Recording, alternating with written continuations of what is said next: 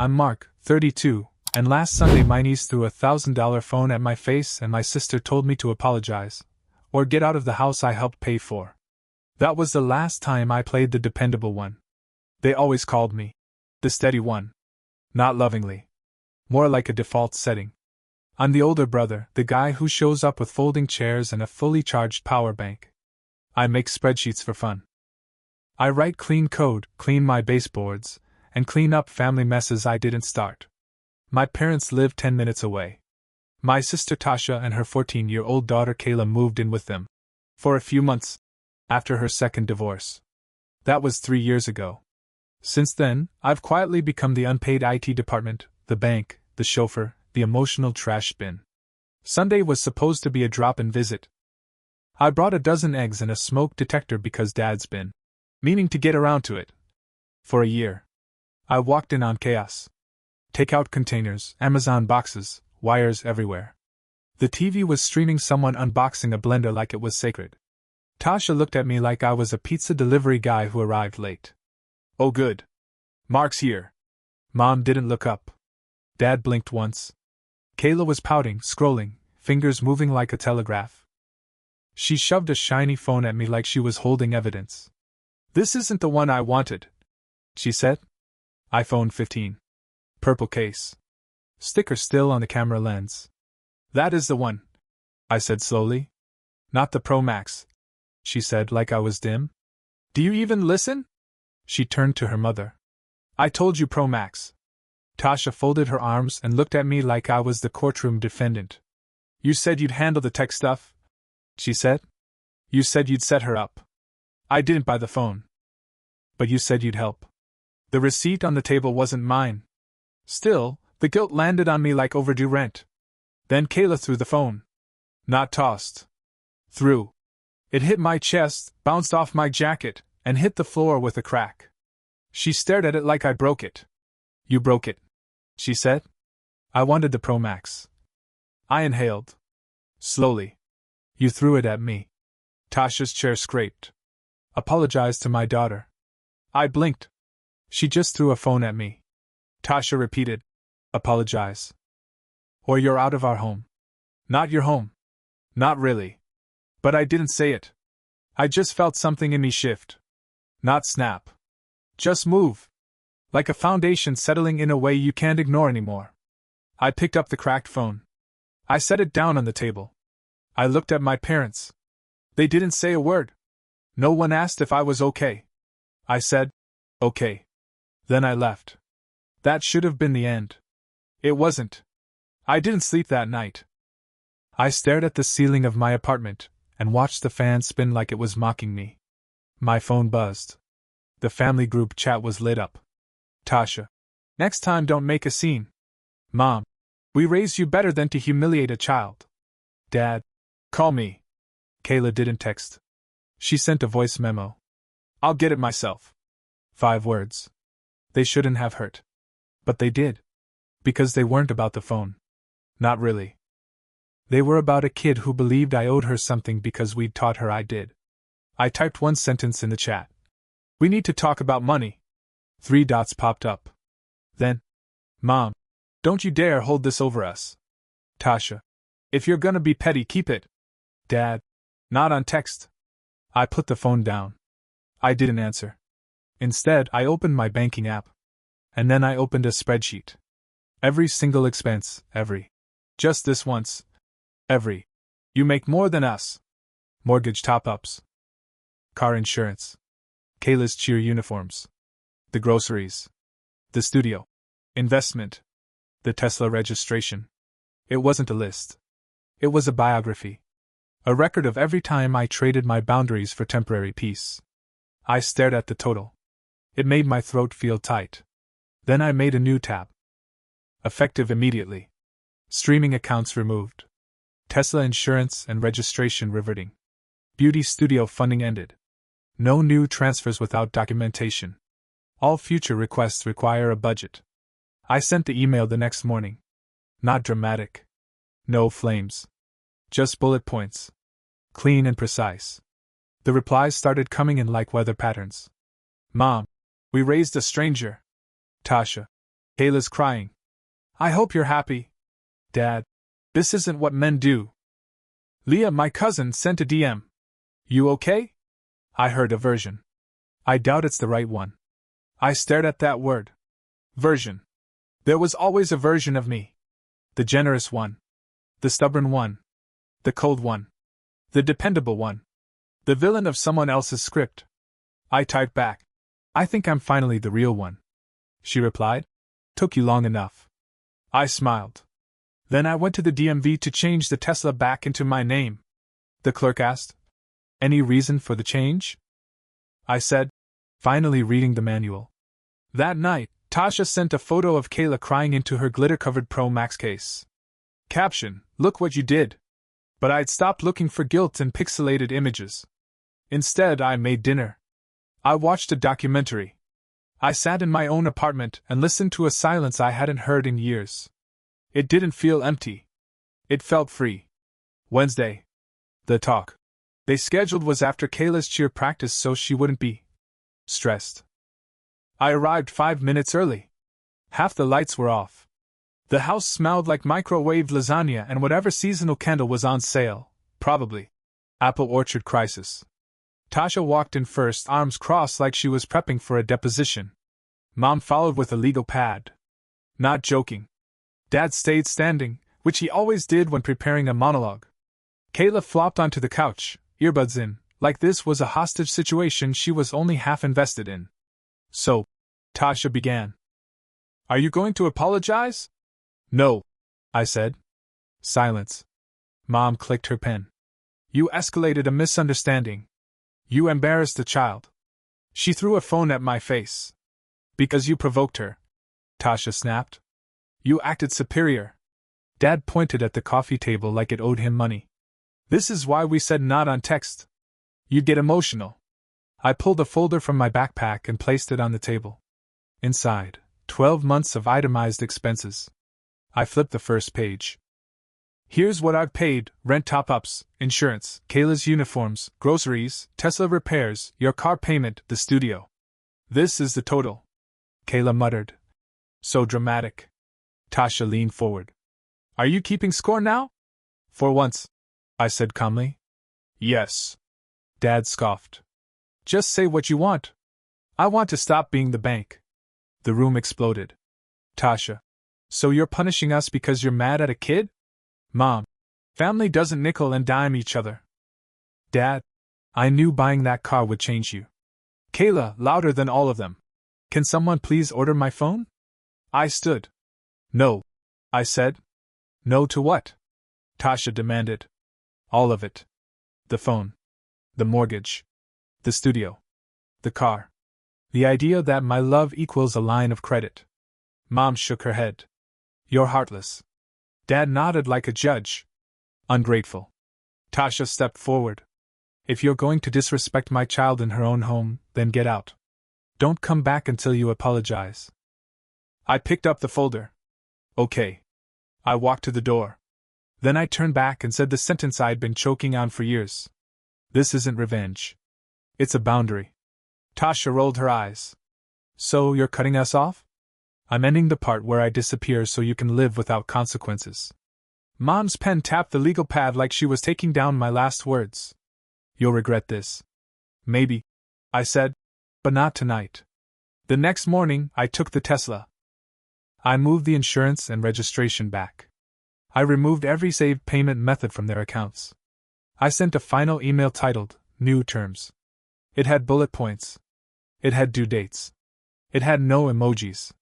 It was the cleanest goodbye I've ever written. By Friday, the real storm hit. The family group chat morphed into a guilt machine. Tasha, Kayla can't get to school now. Hope you're happy. Mom, your grandmother would be ashamed. She wouldn't. Grandma once handed me cash in a church envelope and whispered, Don't tell your mother. Dad, you stole the car from your father. The Tesla was in my name. Registered. Insured. Paid for. But logic wasn't the currency they dealt in. That afternoon, a tow truck showed up at their house. Not for my car, for theirs. Missed payments. Tasha texted me a photo of it being hauled away, like it was proof of my cruelty. Look what you did. I checked the date on the notice. They'd already been overdue before I pulled my support. This wasn't new. It was just now visible. Saturday morning, I sat at my kitchen table drinking coffee I'd ground myself, Honduran, small batch, very smug. My phone buzzed with a voicemail from Mom. She started in tears, ended in venom. "You're going to die alone." Classic. I didn't call back. I didn't block anyone either. I just stopped answering. There's a difference.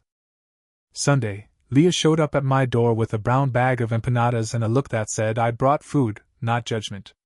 We didn't talk about the drama.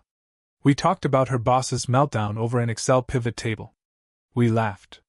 It felt like breathing clean air. I took the Tesla out that night for a long drive. No destination. Just windows down, music up, pretending my life had always been mine. Monday, I received a Canva chart from Tasha. A business proposal.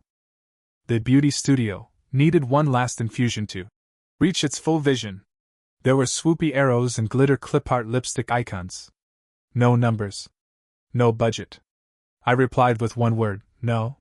She responded with a novel. Guilt, rage, a photo of Kayla crying on her bed mid-sob with the caption, "This is what you did."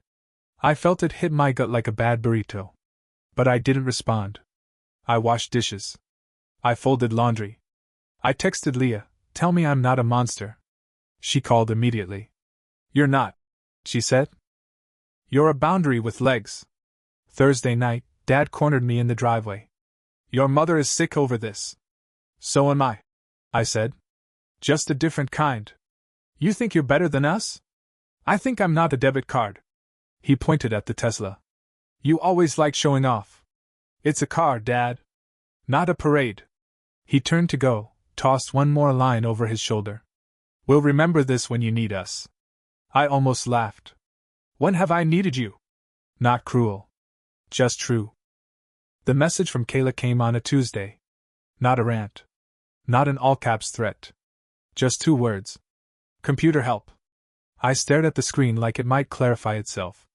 I hadn't heard from her directly since the glittery Pro Max case incident. I hovered over the message, uncertain. Then, PC won't boot. Black screen. Needed for a project. I could have sent her a YouTube link. I could have forwarded her to Best Buy. I didn't. Instead, I drove over. The house looked the same. Dingy siding, wind chimes Mom swore weren't tacky, porch light flickering like Morse code for "Why are you back?" Kayla met me at the door. She didn't say hi. She didn't roll her eyes either. Progress? We walked upstairs without words. Her PC was open on the desk, tower humming, monitor black. I popped the case, reseated the GPU, checked the power cables. Booted it on the 3rd try. The LEDs flicked on like cotton candy in a rave. Pink and blue glow filled the room. She exhaled. Thanks, she muttered. I nodded. Anytime. She hovered awkwardly. Can you show me how you fixed it? I paused. Then pulled up a chair. Sure. Grab a notepad. We went step by step. Her handwriting was messy, but focused. Halfway through, she asked, without looking at me. I didn't mean to hit you with the phone. I know, I said. You meant to throw it near me. Physics did the rest. She cracked a grin. Facts. We didn't fix everything. Just a boot loop. But it was something.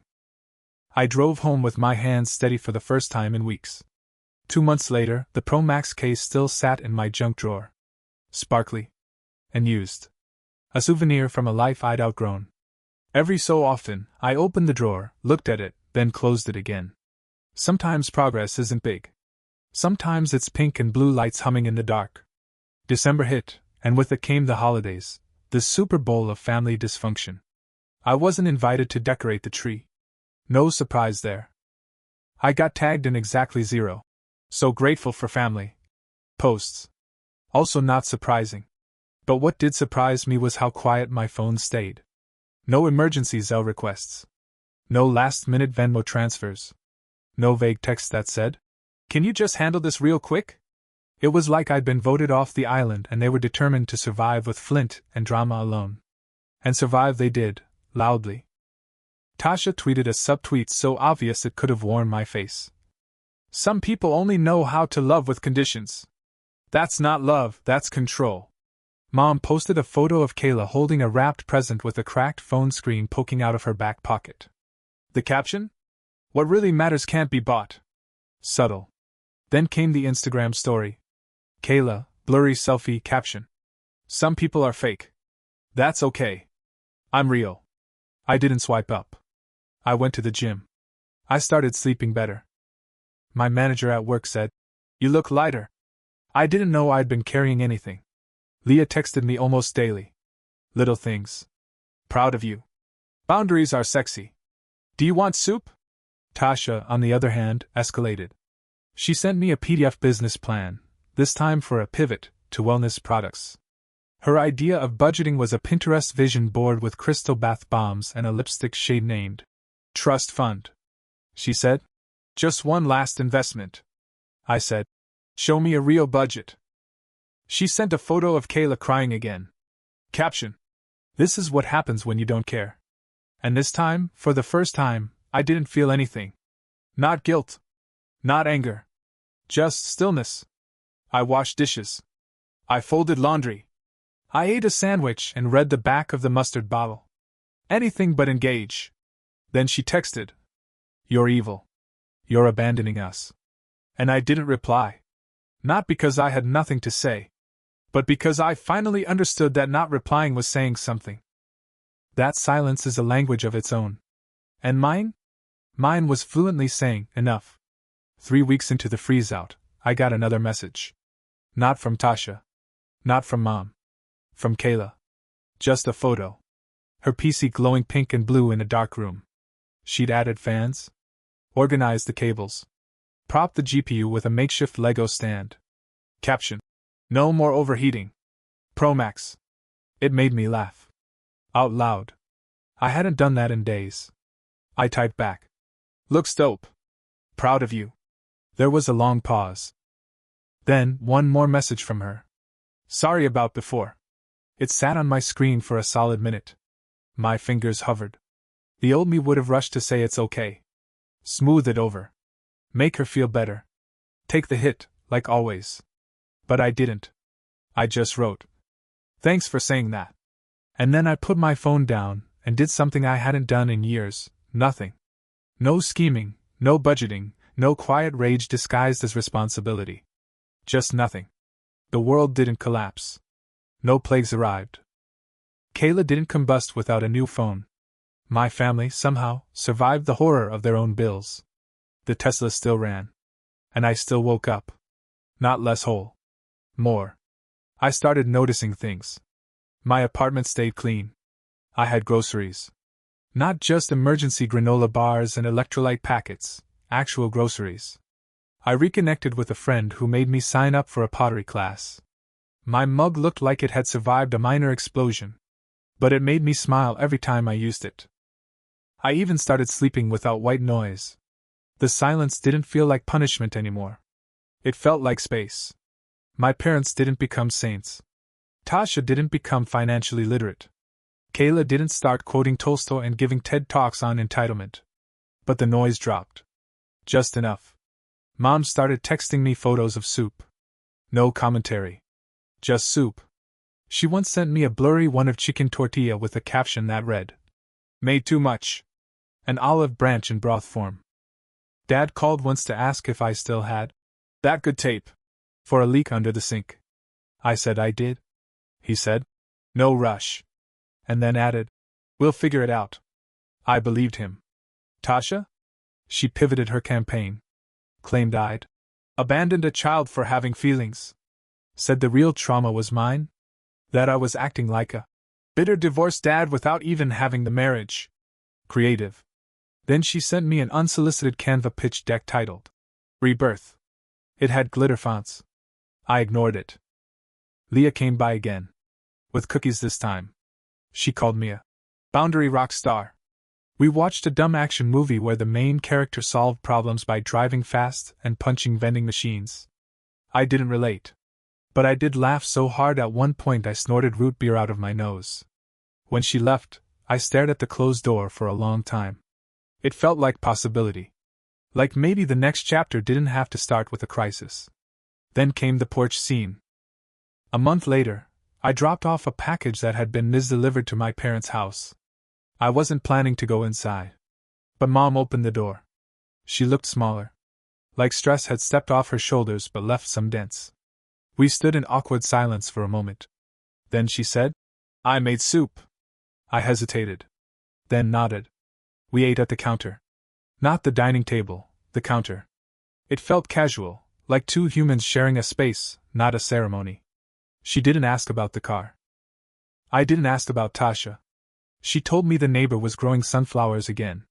We talked about the weather. And then she said softly, "You always were dependable."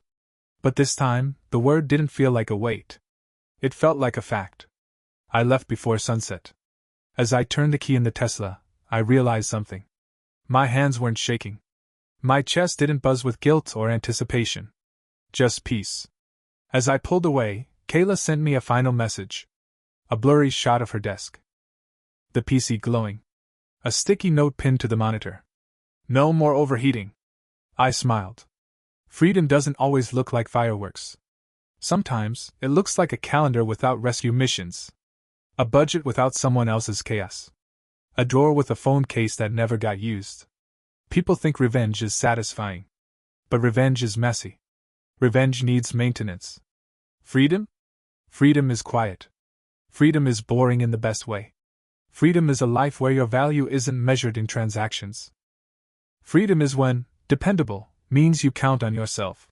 That day, I didn't take a single call. I made dinner.